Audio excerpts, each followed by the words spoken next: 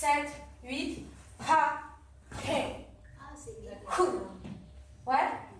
Chanter sur carrément presque demi-pointe pour juste redescendre. Ok. Ici. Donc, 1, 1, 1, 1. Là, juste là.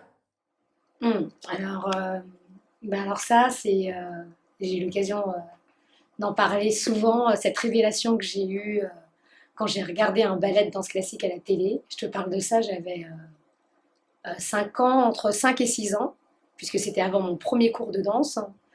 Et on était dans le salon en famille, je ne sais pas du tout quel jour c'était, j'étais trop jeune pour m'en souvenir. Et il y avait un ballet de danse classique qui passait à la télé. Alors là, je suis restée émerveillée, mais scotchée à l'écran. Et à partir de là, tout a été magique. Et la danse, c'était sûr, c'était ça, c'était rien d'autre, quoi. Il fallait que j'en fasse tous les jours. En dehors des cours, je pratiquais tout le temps, tout le temps, tout le temps, tout le temps. J'adorais ça. De la rigueur, de la rigueur et de la rigueur. Permanente dans l'apprentissage de la choré et dans la conception chorégraphique. C'est rare qu'un step qu'on ne connaît pas techniquement ne demande pas un minimum de concentration. Mais la concentration, il en faut beaucoup. Ouais.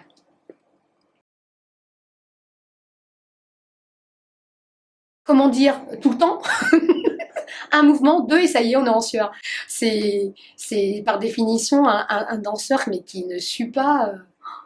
Mais il n'est pas humain, je pense, quoi. Juste, non, enfin, sueur, ouais, sueur, on sue, et on aime transpirer. Étirement indispensable, surtout que tous les muscles du corps sont sollicités. Donc derrière, si on ne les étire pas, c'est dangereux, tout simplement, parce qu'on risque les claquages. Des cours, c'est bien simple. Je finis mes cours et je dis bon, on s'étire maintenant, sinon vous allez tous me détester demain matin, vous allez vous lever et dire Coco, je te déteste. Alors que bon, ça n'arrive jamais parce que je les étire tout le temps. Répétition, il en faut beaucoup. Il en faut beaucoup si on veut s'améliorer en danse. Je sais pas, moi, le golf, n'importe quoi, plus on en fait, plus on pratique, et meilleur on est. Moi, c'est vrai que je continue à préférer danser dans des salles de danse équipées d'un parquet, c'est vraiment meilleur. Mais techniquement parlant, pour réaliser la plupart de mes pas et des steps, ça va être beaucoup plus agréable de le pratiquer sur un parquet. Je parle de la danse urbaine. C'est pas valable pour tous les types de danse. En contempo moderne, on se sentira très à l'aise sur un tapis de salle. Non, mais miroir, c'est intéressant parce que le nombre de fois qu'on peut s'entendre dire, en dehors, hein, je parle des regards extérieurs à la danse, que les danseurs sont narcissiques parce qu'ils passent leur temps à se mater dans le miroir. Donc oui, un danseur se regarde beaucoup, mais parce que quel autre moyen a-t-il finalement de se rendre compte, en dehors de la sensation personnelle qu'il a, que son épaule, s'il la sent vraiment bien placée en arrière ici, elle est vraiment en arrière ou est-ce qu'elle est un peu en avant? Il n'y a que le miroir qui va vraiment pouvoir me le dire, même si oui, dommage de façon exagérée. Mais le placement jusqu'au bout des doigts, une position nous permet de sentir si dans les niveaux, le rapport qu'on a à nous-mêmes est exact dans le rendu visuel extérieur. Et l'extérieur, c'est ce miroir. Le miroir sert à nous corriger. Là où il faut que la musique me fasse quasiment, m'interpelle tout de suite, me fasse vibrer tout de suite. La question se pose quasiment pas en danse urbaine. On fait le choix d'une musique. On danse quasiment tout le temps en musique.